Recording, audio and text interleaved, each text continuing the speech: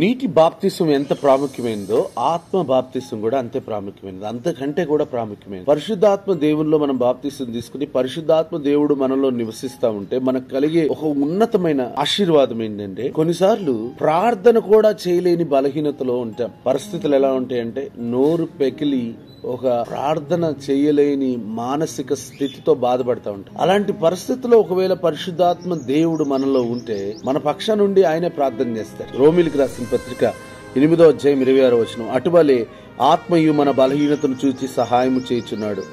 ఏలయనగా మనం యుక్తముగా ఎలాగూ ప్రార్థన చేయవలనో మనకు తెలియదు గాని ఉచ్చరింప శక్యము కాని మూలుగులతో ఆ ఆత్మ తానే మన పక్షముగా విజ్ఞాపనము చేయుచున్నాడు. మనకి ప్రార్థన చేయడం ఎలాగో తెలీదు. శిష్యులందరూ కూడా యూదులే.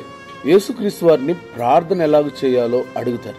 ఎందుకు అడుగుతారు? యేసుక్రీస్తు వారి ప్రార్థన చాలా ఉన్నతంగా ఉంది. ఆయన ప్రార్థించిందల్లా జరుగుతుంది. ఆయన ఏది ప్రార్థన చేస్తే ఆ ప్రార్థనకి జవాబును టక్కువని వచ్చేస్తుంది. ఇక్కడ మనం గమనించినట్లయితే దేవుని ఆత్మ మనలో ఉండి మన బలహీనతను గమనించి మన పక్షా నుండి ప్రార్థన చేస్తాడు అని రాయబడి. ప్రార్థన కంటే మించినది ఆత్మ చేత నింపబడ్డ. ఒక గేమ్ ఆడేవాడు, ఒక స్పోర్ట్స్ ఆడేవాడు స్పోర్ట్స్ స్పిరిట్ తోటి ఉండాలి, స్పోర్టివ్ స్పిరిట్ తోటి ఉండాలి. ఎలాంటి ఆత్మను మనం కలిగి ఉంటామో అలాంటి మనసును మనం కలిగి దేవుని యొక్క పరిశుద్ధాత్మను కలిగి ఉంటే పరిశుద్ధాత్మ దేవుడు చేయలేని కార్యం అంటే ఏది చేయలేదు. పరిశుద్ధాత్మ దేవుడు ఆది అందు భూమి ఆకాశంలో సృజించబడినప్పుడు అగాధ జలముల పైన అల్లాడుచుండెను రాయబడి ఉంది. చూసారా? కదలిక లేని స్థలములో, చీకటి అయిన స్థలములో ఆయన కదలిక కలిగిన వారు. అలాంటి పరిశుద్ధాత్మ దేవుడు మనలో ఉంటే మన పక్షాన ఉండే ఆయనే ప్రార్థన.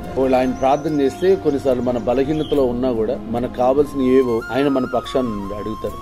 మరి పరిశుద్ధాత్మ దేవుడు మనలో నివసించాలంటే కీర్తనలతో, పాటలతో, ఆరాధనతో పరిశుద్ధాత్మ దేవుడు మనలో నివసించేలాగా మనం చేసుకోగలం. అందుకని దేవుని సన్నిధిలో డౌట్ లేకుండా, బాధపడకుండా, చింతించకుండా ఆరాధిస్తూ ఉండాలి. ఆయన ఆత్మను మనలో నివసింపజేస్తా ఉండాలి. గొప్ప ఆశీర్వాదాలు పొందాలి. దేవుని ఆత్మ చేత నింపబడి అనేకమైన ఆశీర్వాదాలు పొందుకోవాలని మనస్ఫూర్తిగా కోరుకుంటూ గాడ్ బ్లెస్ యూ.